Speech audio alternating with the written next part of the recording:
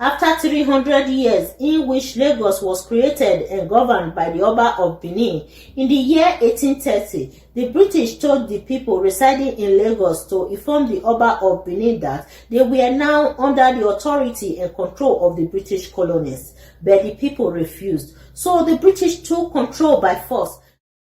Hello everyone, my name is Nekbe Obasoge. I'm from the ancient city of Benin. I am a writer and my main area of research is colonial power in Africa. So this topic is very important and prominent. The annexation of Lagos in 1861 by the British. Oba Orogboa, who reigned between 1550 to 1578, founded Eko, now known as Lagos. However, in 1830, after 300 years in which Lagos was founded and governed by the Oba of Benin, the British in Lagos at that time told the people to inform the Oba of Benin that Lagos is now under the authority of the British colonists. Prior to 1861, the remains of all the Obas of Lagos were brought to Benin for final burial after death. However, when Oba Akintoye died in the late 19th century, the British in Lagos at that time prohibited the people from bringing the remains of Akintoye to Benin for burial, claiming that Lagos is now under the authority of the British colonists. There is no doubt that the history of how the Oba of Benin founded Lagos is one aspect of the Nigerian history that has been suppressed in the country over these years, especially in the academic system. Lately, I had the opportunity to access some scholarly articles that were written in different universities in Nigeria regarding the history of Lagos. None of these articles reference the Oba of Benin as the founding father of Lagos.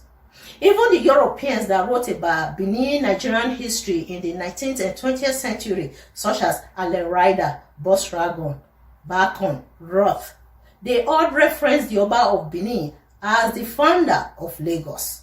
Why is this topic surrounding how the Oba of Benin founded Lagos is very controversial in Nigeria today? Let's dive into the main story. According to oral history in Benin and books written by the Europeans, Eko, now known as Lagos, was established at the initial stage as a war camp by Oba Orogboa of the Benin Kingdom, who reigned from 1550 to 1578. It was an attempt by the Oba of Benin to control the present-day coastline of Nigeria in about 500 years ago.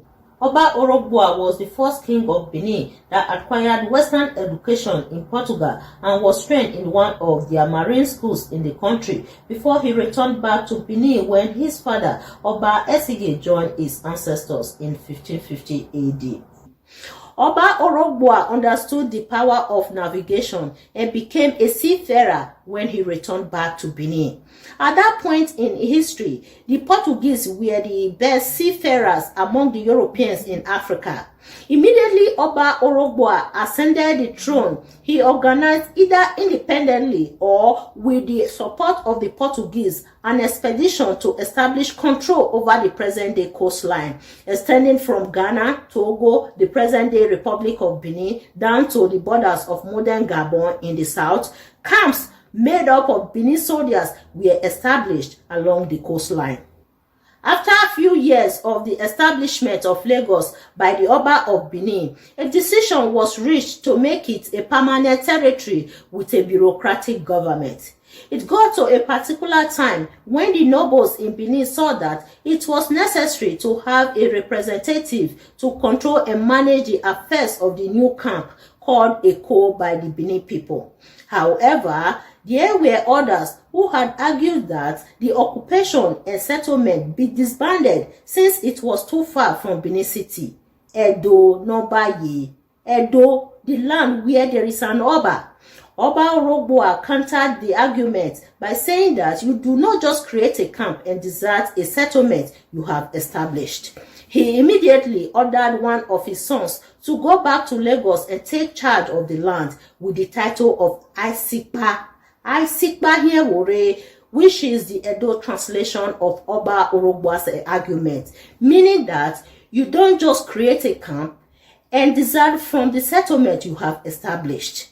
When Oba Orogboa joined his ancestors in the 16th century, his son Asikpa came back to Benin and was later sent back to Lagos to continue from where his father had stopped. Up to date, the Asikpa in Yoruba royal title is bestowed on one of the high chiefs by the Oba of Lagos.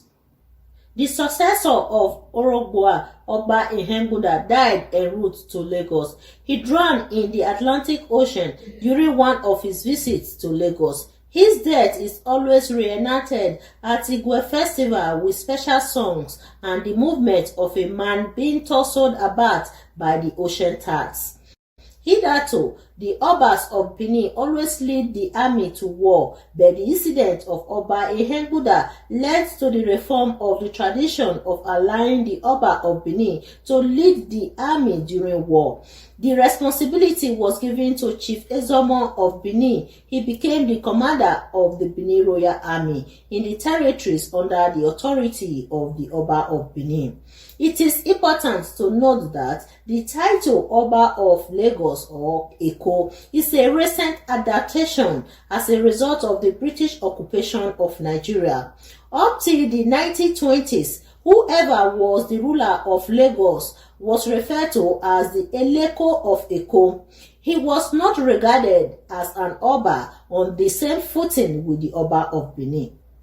In the battle for Lagos in the 1850s between Akintoye and Kosoko, both confirmed the fact that Lagos belonged to the Oba of Benin and that they had the support of the Oba on their claim to rulership. The Oba of Benin was aggrieved by the activities of the British in Lagos in the 19th century and saw them as a political vampire in the region whose aim was to destroy his political domination of that part of Africa. The Oba preferred the Portuguese, whose interest was centered around trade and exchange of materials. The activities of the British traders were driven by imperialism and colonization of territories in Africa. Therefore, the battle for Lagos in the 1850s and finally the 1897 British punitive expedition in Benin was inevitable. Some historians tend to see the battle for Lagos as a Kosoko and Akintoye's conflict. It was actually a battle between Britain on one hand and Benin Portuguese on the other. Kosoko was anti-British and pro-slave trade. In the end, Britain and Akintoye won and Kosoko Benin lost. Kosoko mobilized some reprisals against Akintoye and was hunted by the British agents. His second son, Olojo, ended up in Benin City just before the British invasion of Benin in 1897. Olojo was arrested by the Benin soldiers as a spy for the British since he spoke Yoruba and came from Lagos.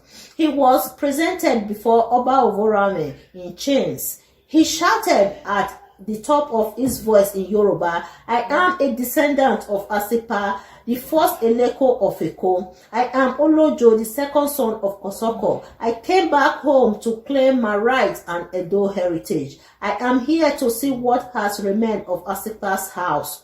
Oba of Benin immediately ordered him freed, and Olojo Kosoko was given a piece of land where he built his house opposite Oba's market in Benin. He later converted the house into a mosque because he was a Muslim and converted many families into Islam. That mosque is still standing at the head of Lagos Street in Benin City, opposite the Oba's market. The street was renamed Lagos Street because of Olojo Kosoko, the Edo man who came back home to continue with the legacy of his forebears. His descendants in Benin today go by the name Olojo without the Kosoko attached to it. After 300 years in which Lagos was created and governed by the Oba of Benin, in the year 1830, the British told the people residing in Lagos to inform the Oba of Benin that they were now under the authority and control of the British colonists, but the people refused. So the British took control by force. Similarly, they took Asaba, Akure, and Owo and brainwashed the people to stop practicing the art of paying tribute or homage to the Oba of Benin. They also took the Shekiri land and Saple and manipulated them to reveal the secrets of the Benin kingdom. The annexation of Lagos by Britain in 1861 was a big loss on the side of the Oba of Benin. After more than 300 years of the creation and occupation of Lagos by the Benin people, the British took over Lagos. Finally, the British forced Oba Dusumu of Lagos to sign the Article of Annexation of Lagos as belonging to Britain in 1861. It is also important to note that the rulers of Lagos and Badagry whose bodies were brought to Benin City for final burial were those that died before the British occupation of Lagos in 1861. When Akintoye died, the British authorities refused the body to be taken to Benin City for final burial, on the ground that Lagos was now a British territory. Therefore, they had the right to command power over the citizens of Lagos. Before the British occupation of Lagos, the ancient Benin Empire had only one Oba, and that was the Oba of Benin. Many of the other traditional rulers from Lagos and some parts of Ondo, Ekiti, and Ogun states to the west, Delta, Anambra, Rivers, and Bayelsa states. To the east, Edo State owned their origin and creation to the Obas of Benin. It is offensive for anyone to call or equate himself with the Oba of Benin. Dukedoms were created by the Obas of Benin beginning from the Ogiso era for their children for two reasons. The first reason was to reduce the conflict which sometimes accompanies secession struggles when the empire needed stability. Therefore, adult children of the deceased Obas were therefore given their own dukedoms to rule as if they were the Obas of Benin. Sometimes parallel institutions were created like in Iseluku, Ugele, Wari, Owo, Idiare, Irua, and more.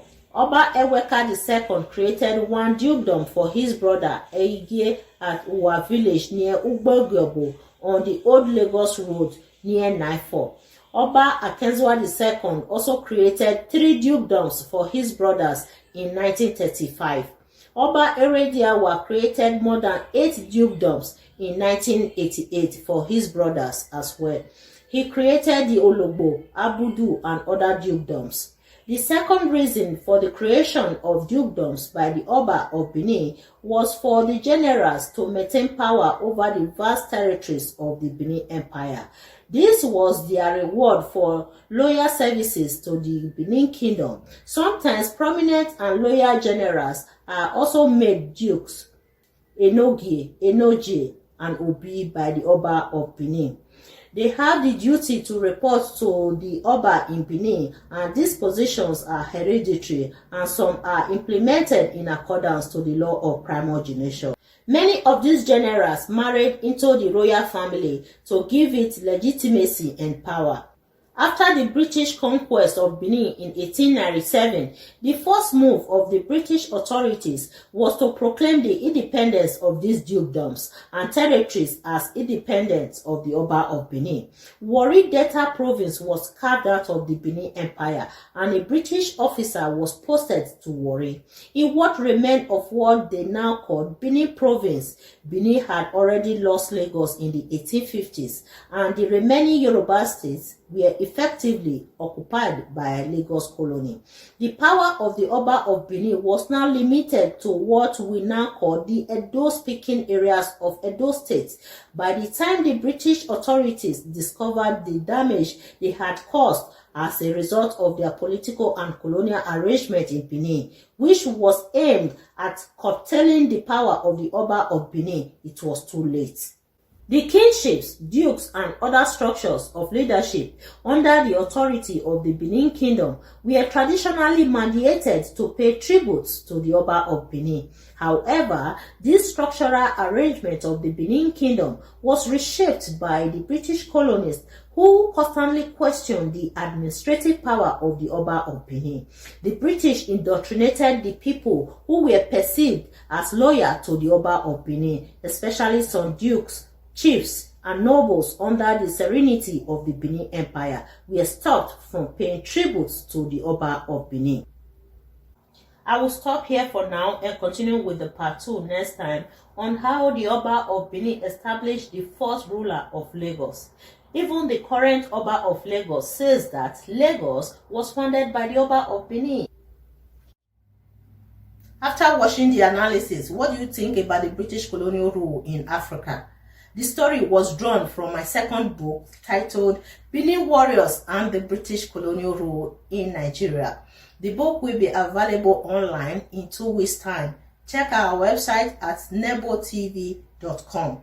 Thank you all for watching and stay tuned for my next history documentary on Nebo TV. Oba of Benin is